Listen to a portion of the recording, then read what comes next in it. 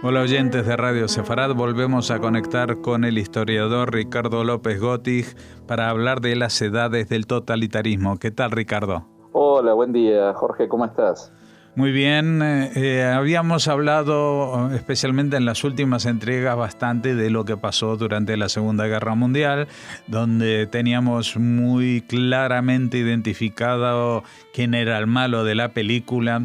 Pero una vez acabada esta, pues resulta que la cosa no pinta tan clara ni evidente como solía ser, y resulta que empiezan a haber episodios muy oscuros apenas terminada la Segunda Guerra Mundial. Ya hablamos de algunos de ellos, pero uno de los más llamativos es el caso de Raúl Wallenberg, que los oyentes de Radio Sefarad seguramente habrán oído mencionar en más de una ocasión aquí, un diplomático sueco. Ahora nos ampliarás toda la información, que salvó la vida a muchos judíos, también por su acción directa, también por su reunión con otros diplomáticos que estaban en Budapest, entre ellos Ángel Sanz de España, que a su vez salvó a miles de judíos.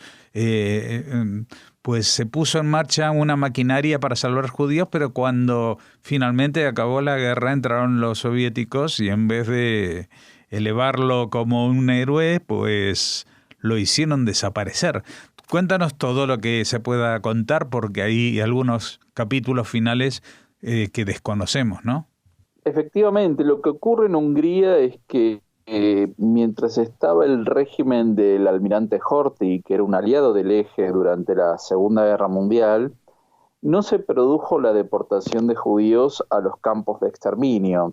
Esto va a ocurrir a partir de 1944, cuando los alemanes depongan al almirante Horthy e instalen un régimen muy radicalizado en su fascismo y su antisemitismo, que era el de la Cruz de Flechas, se llamaba así, y que colaboró activamente con los nazis en la deportación de los judíos de Budapest a los campos de exterminio. En ese contexto, ahí es donde el Ministerio de Relaciones Exteriores de Suecia, que era un país neutral durante la Segunda Guerra, junto a un consejo para refugiados establecido por el presidente Roosevelt de Estados Unidos, comisionan a Raúl Wallenberg, que era un joven de 32 años en ese entonces, como diplomático en Hungría, en ese contexto de guerra, y él inmediatamente fue muy activo en salvar la vida de miles de judíos, y como bien decís, en combinación con otros diplomáticos residentes en Budapest, para salvar a todos los que se pudiera de ser enviados a los campos de exterminio, porque en ese momento, y acá está bien clara cuál era la lógica criminal de exterminio de la Alemania nazi, que aun cuando estaba combatiendo contra el Ejército Rojo, seguía empeñado en enviar a estas víctimas a los campos de aniquilación. Bien, Raúl Wallenberg fue muy activo y muy valiente en salvar miles de vidas, otorgando pasaportes suecos a estas víctimas de ser enviadas a los campos. Fue a los trenes, fue a todos los lugares donde pudiera salvar vidas. Él mismo iba con su auto, y él suponía, yo creo que visto desde ahora, ¿no?, con mucha ingenuidad, que podía negociar con el ejército rojo soviético que estaba ingresando en Hungría ya en 1945, ver cómo podía administrarse la situación de los últimos refugiados judíos. Él, en enero de 1945, viaja con su chofer a encontrarse con el general Malinovsky, que era el que estaba al frente de las tropas soviéticas que estaban ingresando en Hungría para liberar al país, y en lugar de eso fue capturado por la agencia de seguridad, la NKVD, que era la que administraba el sistema del Gulag, lo que ya hemos hablado, los campos de concentración soviéticos, y que era el que mantenía el orden estalinista dentro de la Unión Soviética, y ahora nos queda bastante claro que también en Europa Oriental. Él fue capturado. Hay dos versiones. Una es que sospechaban de que colaboraba con la Alemania nazi, lo cual claramente es un gran absurdo, y que por otro lado también era un agente de Estados Unidos. Con esos dos argumentos bastante discutibles, ¿no? Ahí es donde se lo llevan a Moscú y termina en los campos de concentración soviéticos.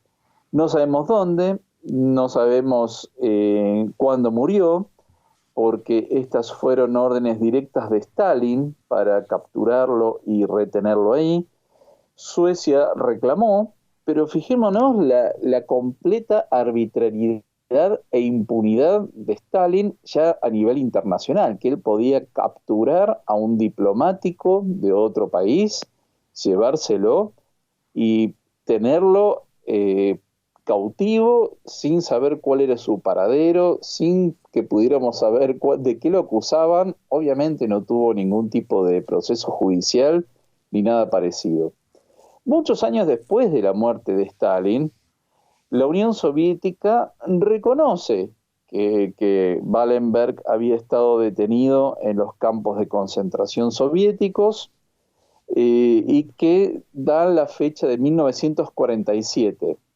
Pero bien, nos aparecen varios testimonios de antiguos prisioneros en esos campos de concentración que dicen haberlo visto con vida a Wallenberg muchos años después. Incluso hablaban de haberlo visto con vida en los años 60. Esto, digamos, no nos consta nada porque los archivos secretos de la KGB, que es la heredera de la NKVD, no han sido abiertos con respecto a esto. El año que viene se cumplen 75 años de la desaparición de Raúl Wallenberg. La Unión Soviética desapareció y aún así, ni siquiera con la perestroika de Gorbachov, ni siquiera con la caída de la Unión Soviética y la creación de la República Federativa Rusa, ni siquiera hoy se puede acceder a los archivos y ver cuál fue la suerte de Wallenberg. ¿Cómo podemos leer esto? Vemos uno de los rasgos del antisemitismo soviético, que es un tema que ya hemos venido hablando y que lo vamos a ver cada vez con mayor intensidad en el estalinismo, también después de la Segunda Guerra Mundial. Es decir, no va a ser el mismo tipo de antisemitismo que el de la Alemania nazi de carácter biológico, pero acá hay un ensañamiento muy fuerte con una figura que, como bien decías, es un héroe, es un justo entre las naciones, como lo considera Yad Vashem, pero es un héroe de la guerra por haber salvado miles de vidas, y sin embargo fue capturado y aún hoy no sabemos ni cuándo murió, ni dónde están sus restos, y van a pasar 75 años y sigue habiendo un hermetismo absoluto con respecto a su paradero. En Argentina hay bastante conciencia al respecto de la figura de Raúl Wallenberg, no sé si tanto en el continente europeo, pero por ejemplo en Argentina hay una estatua en los parques de Palermo, hay un busto dedicado a él en el aeropuerto internacional de Ezeiza. Cuando uno va a tomar un avión a un vuelo internacional se encuentra con un busto de Raúl Wallenberg, hay un busto dedicado a él en la ciudad de La Plata, es decir que es una figura que tiene presencia y es recordado por la comunidad, tanto judía como no judía, en Argentina, porque es un tema, no voy a decir que es un tema cotidiano, pero sí es una cuestión bastante sabida, pero que es sintomático que ni aún hoy el gobierno de Rusia accede a abrir los archivos. Es decir, con Yeltsin se logró abrir los archivos de la matanza de Katyn, pero no con respecto a lo que ocurrió con Wallenberg. ¿Cuál fue el motivo? ¿Fue un motivo diplomático? Yo creo que no. Y lo triste es que tampoco el gobierno de Suecia ha sido muy activo desde entonces con respecto a esto. Yo creo que tiene que ver con los rasgos del antisemitismo soviético, que lo vamos a ver cada vez marcado aún con mayor fuerza después de la Segunda Guerra Mundial, y de otro carácter, el de borrar la identidad cultural judía. Ujú. Ahora, Raúl Wallenberg no era judío. Es más, casi su conocimiento era de un grupo, digamos, de la aristocracia sueca, y sí que, Exacto. pero que sí que creo que en los años 20 o 30 estuvo destinado en el mandato británico en Palestina, que allí conoció judíos, pero que tampoco destacó por un acercamiento excepcional al tema judío, ¿no? Claro, su acercamiento era estrictamente desde el punto de vista humanitario, de salvar refugiados. Un poco como lo que hacía Nansen en el periodo de entreguerras, ¿no? Ujú. Pero, quizás, ¿no? Hay como cierto paralelismo, quizás, y es un buen ejemplo de la diplomacia comprometida, es decir, no es el diplomático que se limita a hacer visados y cumplir con lo que establece su país, sino que avanzó mucho más y se comprometió con los valores universales de la libertad y la vida humana. Y como bien señalas, Wallenberg en realidad era de la aristocracia sueca, no era judío, pero yo creo que lo que no se le perdonó fue el haber salvado miles de vidas. Eh, lo cual, insisto, acá hay un rasgo de la personalidad de Stalin que puede ser explicado por su nivel de psicosis cada vez más aguda después de la Segunda Guerra Mundial, pero que también es algo sistémico de los sistemas totalitarios. Ujú. Y quizás no solamente de los sistemas totalitarios, porque si estamos hablando que una vez acabado el régimen comunista, por ejemplo, Yeltsin reconoce la matanza de los polacos en Katyn, se reivindica la locura de Stalin, se investiga todos los crímenes que ha hecho contra la humanidad, pero que no se pueda leer lo que hay sobre este tema en particular, quizás delate que no era Stalin solamente el antisemita, ¿no? Que había una suerte de ideología muy compartida dentro no solamente del el Politburó del Partido Comunista, sino que de alguna manera lo entendieron como una medida popular. Es muy probable que haya sido así. Es decir, acá también vemos una continuidad desde el zarismo, Unión Soviética y la Rusia postsoviética en cuanto a una mirada antisemita muy fuerte y que claramente tiene un nivel de aceptación general que no vamos a encontrar con tanta fuerza y con tanta continuidad en otros países, ¿no? Ujú. Ahora, tú mencionabas que Rusia ha cerrado sus archivos, los mantiene cerrados, que Suecia no hizo demasiado. En Argentina sí se han movido, incluso hay una fundación con ese nombre, Raúl Wallenberg, pero claro, es un país con poca influencia diplomática a nivel internacional. ¿Estados Unidos se ha movido, ha hecho algo en particular o por no provocar más sospechas de un espionaje a su favor, no ha ahondado en el tema? Bueno, hubo una comisión entre Rusia y Suecia para investigar el tema, que tuvo varios años de trabajo y que hubo participación de los parientes de Wallenberg. Y bueno, ahí, digamos, no pudieron avanzar mucho y quedó siempre la fecha establecida el 17 de julio del 47, ¿no? Como fecha de La su fecha muerte. formal, Mm. sí, la fecha formal, claramente Wallenberg no sigue con vida, ¿no? Sabemos que por una cuestión de edad ya debe haber muerto. y porque nadie sobrevivía muchos años al sistema Gulag. Pero lamentablemente tampoco fue un tema seguido mucho por Estados Unidos, y yo me imagino que al haber sido un diplomático sueco, más allá de que tenía un aval del presidente Roosevelt, esta comisión de refugiados tampoco avanzó mucho con el tema. Lamentablemente no avanzó mucho con el tema y bueno, hay una responsabilidad compartida en distintos grados por varios gobiernos en el mundo. Uh-huh.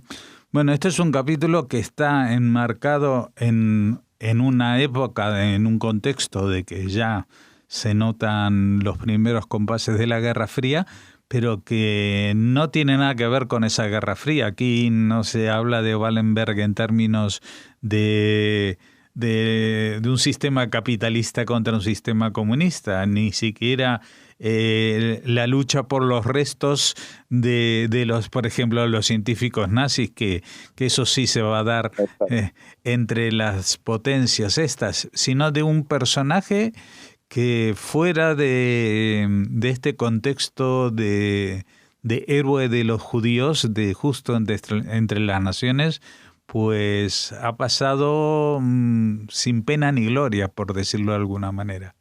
Sí, y a mí siempre me ha llamado mucho la atención que los libros de texto de historia contemporánea, tanto de la Guerra Fría como de la Segunda Guerra Mundial, en general este tema lo dejen absolutamente de lado, cuando es central, porque muestra la completa arbitrariedad y la capacidad de los sistemas totalitarios de borrar a una persona, desaparecerla sin ningún tipo de explicación, y que todo lo que se puede investigar es absolutamente en vano, ¿no? Entonces, por eso es adecuado incluirlo en este ciclo de las edades del totalitarismo, que en definitiva es considerar a las personas como cosas y no como fines en sí mismas. Sí, quizás como tú mismo estás comentando ahora, quizás era como un así como el genocidio armenio, hay quien puede ver en él un preludio de lo que fue la Shoah. La desaparición de un personaje tan notorio y sobre el cual nadie se interesó como este diplomático sueco, fuera también el preludio de lo que en los años 70 serían la desaparición sistemática de elementos contrarios a las dictaduras militares en Latinoamérica, por ejemplo, ¿no? Sí, exacto. Bueno, pues tendremos tiempo para hablar de ello, porque seguiremos hablando de estas edades del totalitarismo que, como dijimos, aunque la gente salió a festejarlo en las calles en París y en Londres el final de la guerra, pues eso no supuso el fin del totalitarismo en el siglo XX. Simplemente fue el inicio de un nuevo capítulo, y en esas primeras páginas de este nuevo capítulo nos encontramos ahora. Hasta la próxima, Ricardo López Gottig. Muchas gracias. Muchas gracias.